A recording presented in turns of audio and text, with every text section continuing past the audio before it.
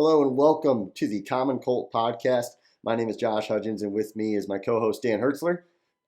Together, we are just Common Colts fans with a mission to provide the Colts the attention they deserve, but hopefully not be too biased and be Colts butt kissers. So that's our job. And hey, we just took one on the chin against the Jacksonville Jaguars today. Wow. Yeah, I think we can accomplish that. That last part, what you said, there ain't going to be any butt kissing going on. Man, when you're talking about a disappointment, it wasn't a playoff game. It wasn't trying to make the playoffs this level disappointment, but for a season, week 2 regular season game, this is pretty much as low as you can possibly be. There isn't anything that I'm looking at this game and kind of feeling good, confident, making me think, okay, we can turn the corner. This was as bad as it comes. You're right. And when we think about last week against the Texans, the optimist in me says, well, new quarterback, we're going to start slow. We really turned it on in the second half in the fourth quarter. There is no silver lining in this loss. Other than maybe we're going to find a new coach at some point, but we're going to get to that point later, I think. And we're going to talk about the game, I think. Yeah. I think you look at it from start to finish. And we'll talk about some of the, who to blame, but we have to talk right off the bat just about both offense and defensive lines. Neither of us were thinking they would be kind of the bums of the game. Neither of us thought that they would be the ones that we'd be sitting here and saying they just got manhandled. To us, they were one of the strengths going into this game, one of the strengths of the season. And I know you got some stats that you picked up, about the pressures. This was one of the worst performances I've seen, offense and defensive lines. Yeah, no, I agree. And I looked at the stats. It's bad. I mean, first of all, at halftime, Jonathan Taylor had 5 rushes for 4 yards, under a yard a carry. I mean, that is as bad as it gets when you have one of the top 2 running backs in the league. And then I had checked, I was on Twitter after the game, and one of the ESPN beat writers said Trevor Lawrence, he faced the least amount of pressure percentage in a game in his career. He had 30 dropbacks. 3 of them he faced pressure. So lowest pressure rate he's faced in his career. And the Colts have Ngakoue, Kwity Paye, Buckner was there, Grover Stewart. I mean, it's inexcusable offensively and defensively what happened that game. I don't know how it happens. It's the number one thing when you're playing a QB is you've got to bring pressure. I mean, a QB playing 7-on-7, that's, where they, scrimmage, they practice with no offense, defensive lines. They're just slinging the ball around there. No secondary can stop that 7-on-7. And that's literally what the Colts secondary had to do. Now, don't get me wrong. The Colts secondary did really poor job of tackling. There was one moment, I think, with Gilmore that he had the guy wrapped up on 3rd down, and the guy just kind of bullied him for another 2 yards, picked up the 1st down. So the Colts secondary isn't without blame. But again, with 0 or, like you said, 3 pressures out of 30 dropbacks, that is playing 7-on-7. I don't care, what quarterback you have back there. They can complete passes all day long. And, this is a Jacksonville team that they're not the world beaters. They're the bottom third of the league. They picked number 1 the last 2 straight seasons. This is a bad team, and they honestly just flat out embarrassed the Colts. Like, I don't even know what the locker room was like. We're going to talk about what the owner might do, but it was just insane about how bad they beat them up. Yeah, and every phase too. I mean, Matt Ryan, 16 of 30 passing, under 200 yards, 3 interceptions, and 34 quarterback rating. Now the last, you could argue that maybe garbage time interceptions, but early in the game, he had a pick, first drive of the game. It was like an outside breaking corner out route on 3rd down and maybe 8 or something. And he threw this really high lofted pass. And I was checking online, and some guys were saying that, well, that's kind of like a punt. So you can't, no. First of all, you throw an interception. It's a lot easier to return interceptions 10, 15 yards. And then that put Jacksonville around the 35-yard line, 40-yard line, and easy drive for Trevor Lawrence. Then that was a bad throw from a quarterback who isn't supposed to make mistakes like that. You got to play the field position game. They were in a spot where they could have punted and pinned them. Instead, now Jacksonville had the ball. It set the game up. But the Colts a slow start again. They came out not prepared, obviously, and just a bad mistake from a veteran quarterback who cannot make mistakes like that and who isn't supposed to make mistakes like that. Yeah, we had talked about it, pregame on Thursday going into Friday, and we looked at the injury report, and we did think the injury report was going to play a factor. The Colts, to me, were not surprised that they didn't have their top two receivers. They knew that going into this game. So if you know that going into this game, to me, you have to start scheming now how you want to get the guys that you want the ball to in the best situation possible. You just can't go out there and say, my backup wide receiver is going to beat their starting cornerback, even if it is Jacksonville. You've got to run. Again, we just don't see any creativity when it comes to their offensive scheme. Like you said, the first 15 plays, we thought, okay, let's build off the momentum of the fourth quarter against the Texans. Yes. And there was just nothing there. This is a really poor job from personnel development to coaching to players on the field. Every single one of them needs to take full ownership of how bad that game was. It was bad, very bad. And a person I'm kind of blaming, and there's a long list. There's 53 guys on the roster. There's a coaching staff. There's management. I'm putting the blame not solely, but mostly on Chris Ballard and Frank Reich. First of all, I said in one of our earlier episodes, if this season doesn't go as planned, it's on Ballard and Reich. I don't think you can blame Matt Ryan per se all the way. But Ballard and Reich consistently saying, this receiver core is good. We do not need to sign a veteran receiver. Well, you lose your number one receiver, and I know that's a blow to any team. I get it. Yeah. But they are razor thin after Michael Pittman. Razor thin. Yep. Paris Campbell, guy can't stay healthy and hasn't been proven to be a great receiver when he is healthy. Ashton Doolin, Desmond Patton, Alec Pierce is an unproven rookie, and he's your number two guy. I mean, that is razor thin. Razor thin. The offensive line is overrated, extremely overrated, I think, at this point. I know you have Quentin Nelson and Braden Smith and Ryan Kelly, but your left tackle situation, the most important maybe position on the offensive line, is a question mark at best. And I think that all that said, the mistakes they keep making are on Frank Reich. The guy is constantly out-schemed.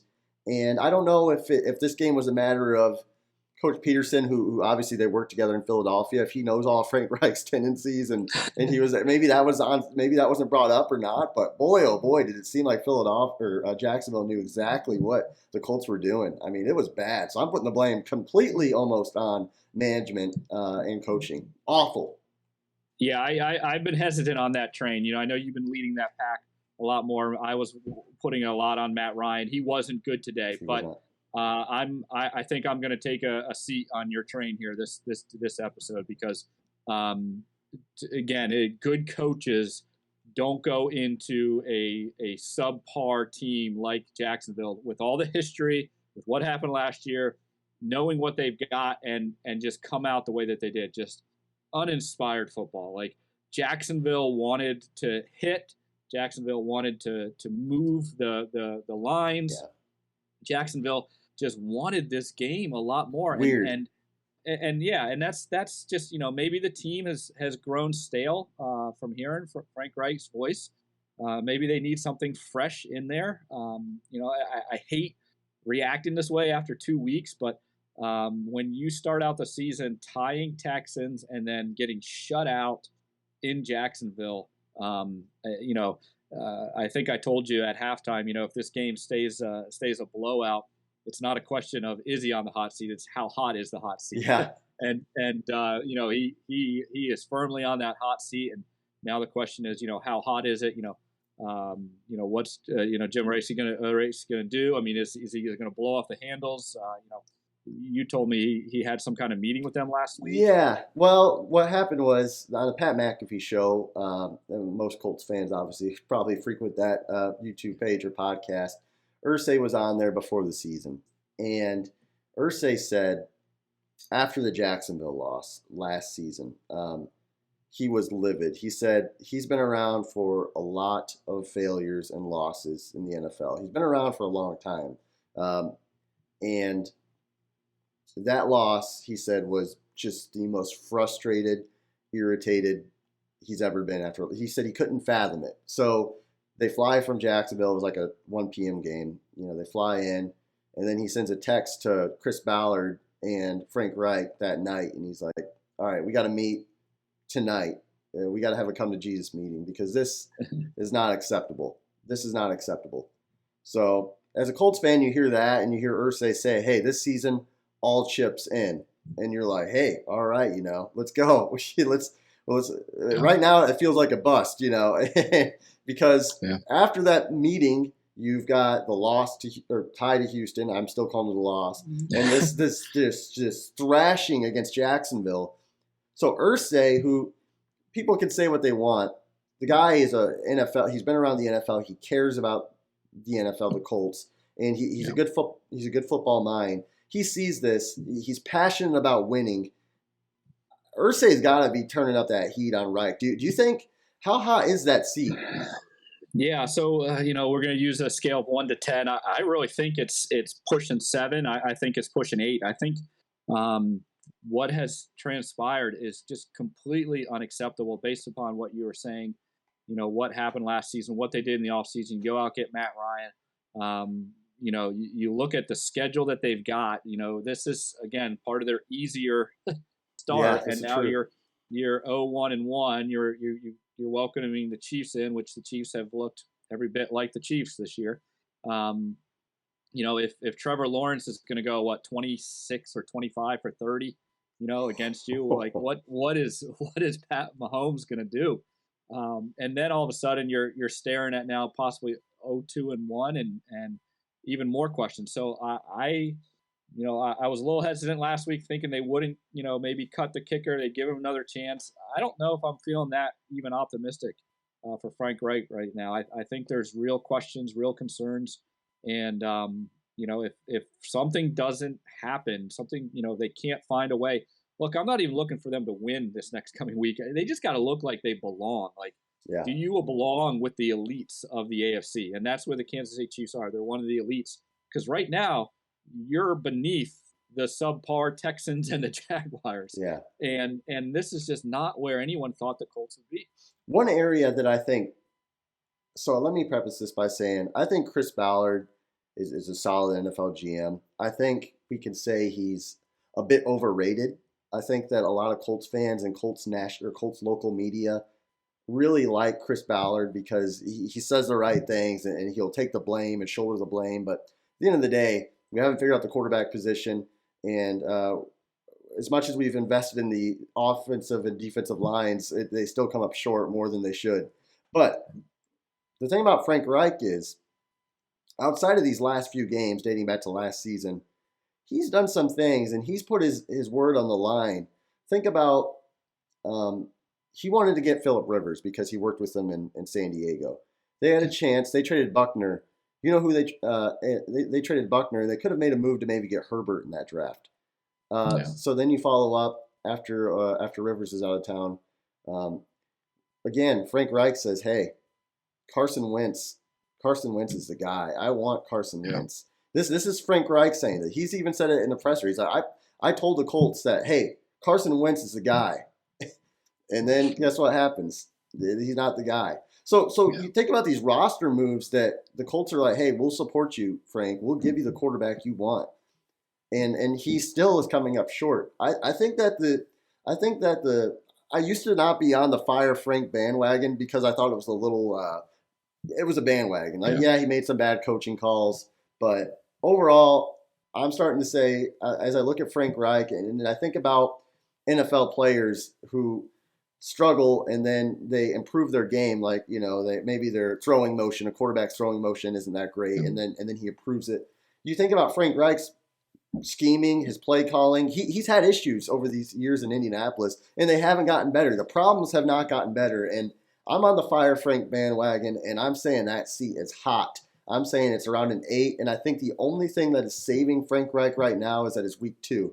And I think you kind of punt on the season a little bit if you fire him right now. So I don't see it happening yet, but I think there might be another meeting coming. Yeah, I mean, again, you mentioned Phillip Rivers, Wentz. Now you're on Matt Ryan. It's how many times are you going to go down this path? Yeah, you look over at Los Angeles Rams. They made the move for Stafford. It worked out for them. They went and won the Super Bowl. To make a move like that, you got to have good evaluation of what type of quarterback you're getting and the team that you surround them with. You look at, what Stafford has out in LA. He's got some weapons. Yeah. He's got people to throw to. That's why I'm pulling back a little bit on the Matt Ryan as a bum. Let's see what he looks like. He literally has no weapons to throw to. I think this is a lot more personnel. I think this is a lot more on Reich, and I think that seat is hot, and so it's going to be fun to kind of see what happens this week, and see what his presser looks like on Tuesday, and what he has to say, and how much he takes ownership of it, and if we start kind of seeing the blame game start playing out here, because that's going to be a bad indication.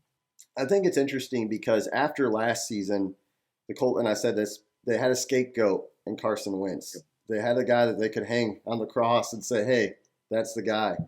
After last week, it was, hey, Rodrigo Blankenship. He's the guy. We would have won this game. Let's cut Blankenship. They didn't have a chance to kick a field goal this week. I mean, so now come Tuesday, there is no more scapegoats. It's on Frank Reich, and I'm curious of how, like you said, the next 48, 72 hours will play out in Indianapolis.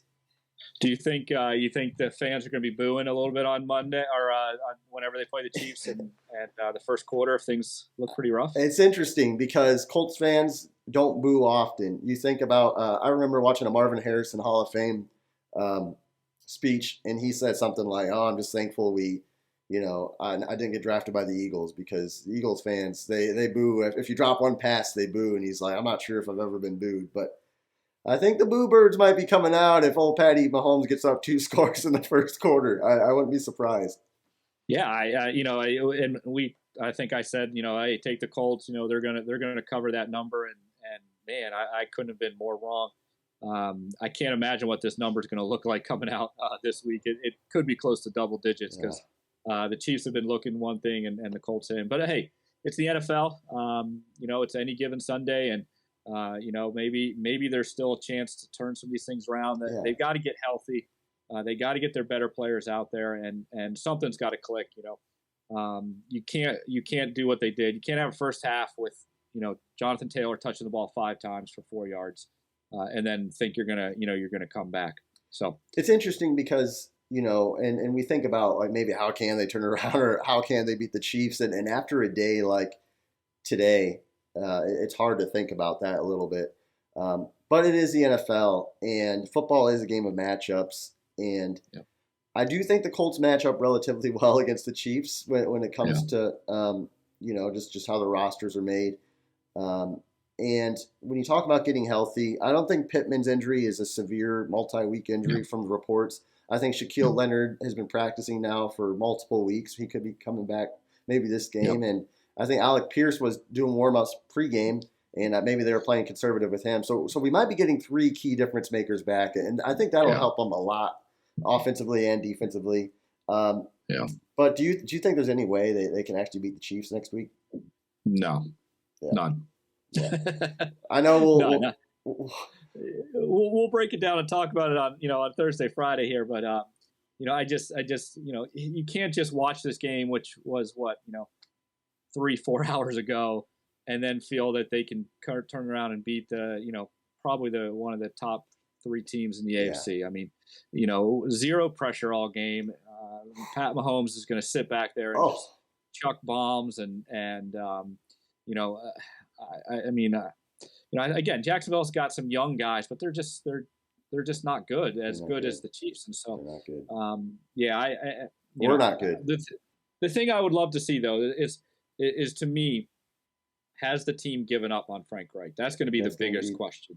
Have they given up? Are they going to come out and they're going to fire? Are they going to, the opening kickoff? Are they going to run down and smack somebody? Are they going to, go after loose balls and dive on them? Even after, I want to see like after the plays, like the whistle might have blown. You still jump on the pile. You still jump on the ball. Like, show me a heart. Show me a passion. Show me something there that you're just not a stale team in decline and we thought you were maybe a little bit above average, and now you're heading below that because you just don't care. That's where I think the Colts are right now. They just don't care. Yeah, and that's coaching. It is, especially considering the weight of what playing in Jacksonville means to the fans, which I think it means some things, but to a lot of those players on that team who were there for that loss last season, very, very embarrassing. But hey, guys. We're the Common Colt Podcast, and that's Dan Hertzler right there, and I'm Josh Hudgens. We're on YouTube, obviously. We're on Apple Podcasts, Spotify, anywhere you can listen. We're probably there. Our job again is to talk Colts football. Obviously, we want to give them the attention they deserve, and like you learned today, we're not just going to sit here and kiss their butts when they're bad. We're going to talk about it, and we're going to say, hey, they were bad, and hopefully they'll get it turned around so we're not always negative, but. Guys, thanks for listening, and hopefully you guys have a great week, and hopefully the Colts turn it around. Thanks for watching.